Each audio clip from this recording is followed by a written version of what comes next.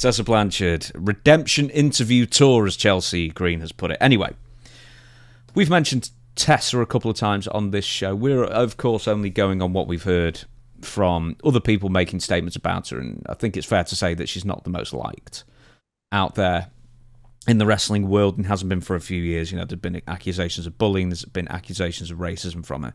But here is a quote that she said, and she's talking about her time as Impact Men's World Champion and around that thing. There were days where I was tired about life, just because my identity was wrestling. I didn't know who I was without it. And in a matter of less than 24 hours, it was like from here to boom, from contract offers from the biggest companies, more money than I'd ever seen in my life, to nothing.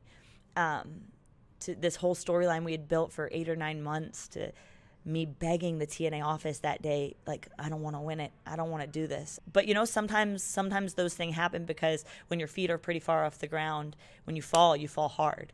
And that's I didn't know my identity without wrestling. And through all of that, through those ups and downs, those really hard days that I didn't know if I was going to get through, I found out who Tessa is without wrestling. So basically, I don't know what she's getting at. Nothing. Who cares?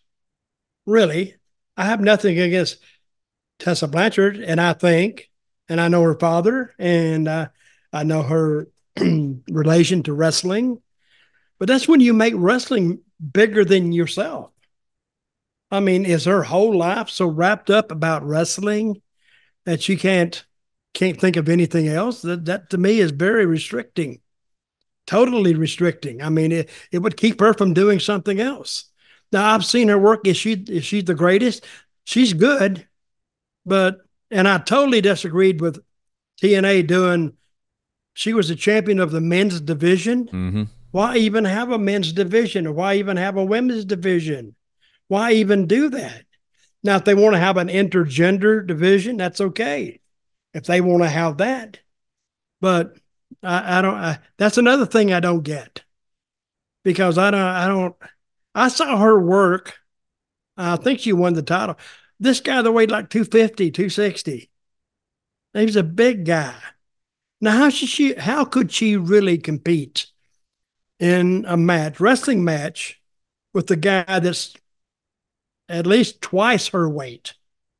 And it just can't do it. It's just that defies belief, and really basically says to fans on TV, yeah, this is all structured, this is all set up. It's not real. It was TNA's most desperate times, I think you could agree. They were just trying to do anything. I mean, they made Austin Aries the champion. And, yeah. But even making Austin Aries the champion is not as far-fetched as making Tessa the champion. No. At least he was a guy, I guess, unless he didn't tell us something. But see, if you want answers from me of why these companies do this, I have no idea.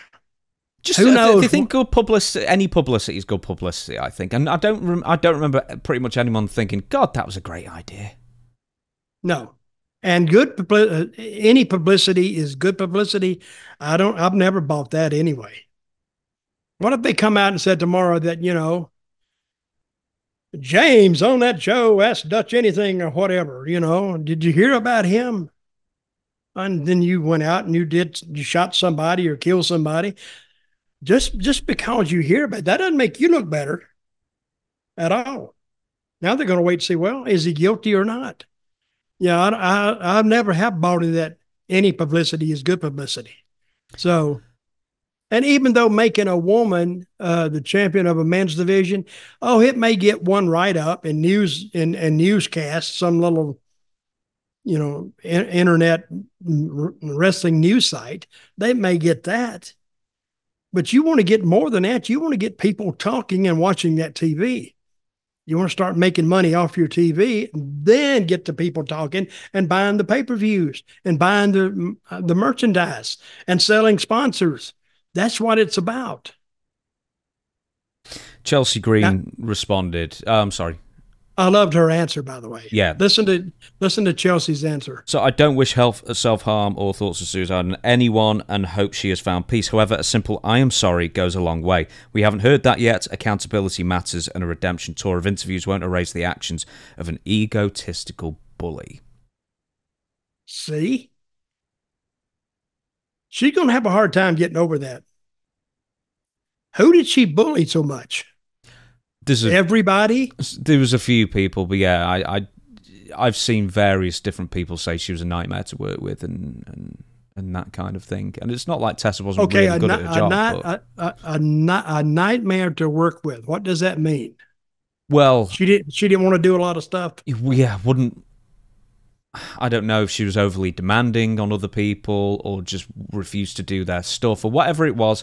A lot of people have publicly said that she was not nice to work with, and she's given an explanation as to why she was difficult to work with, but I guess Chelsea was like saying, well, where's the apology for how you were? Okay, if I work with you, James, and I thought your stuff, I didn't like it, I would find a middle ground that I would do some of your stuff and you do some of my stuff. At least we've met in the middle. See, she must have not have wanted to do anything of her opponent's stuff, but wanted everybody to sell her stuff. No, that'll get you a bad rap.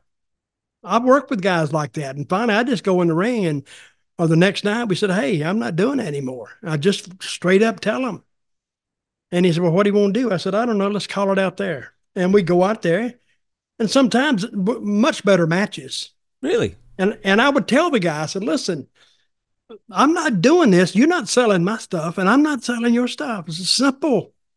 I mean, I knew the middle point I could reach that wouldn't hurt the match. We could still get through the match. But if you want me to sell like I'm dead, I'm not doing it. I mean, I've had not a lot, because most guys that work with you, you say, but see, when I go out there, I said, do this to me and do this and do this and do this to me. And so when I was a heel, you have most of the offense up front. Now you have no reason at all to not sell my stuff later on, because I've sold your stuff to the max. And now when it comes time for me to get my heat on you, I expect the same thing. But if some of the girls did that to her, and I mean, if they gave Tessa everything up front, well, comes the time when she wants to get heat on her, you gotta respond. You gotta respond in kind and give those guys or her opponent, give them the same consideration that she gave that she got from the woman. I'd love to have Chelsea Green on as a guest. You should make it happen, Dutch. I'm gonna call her. Yeah, you should do. I'd love to have Chelsea on.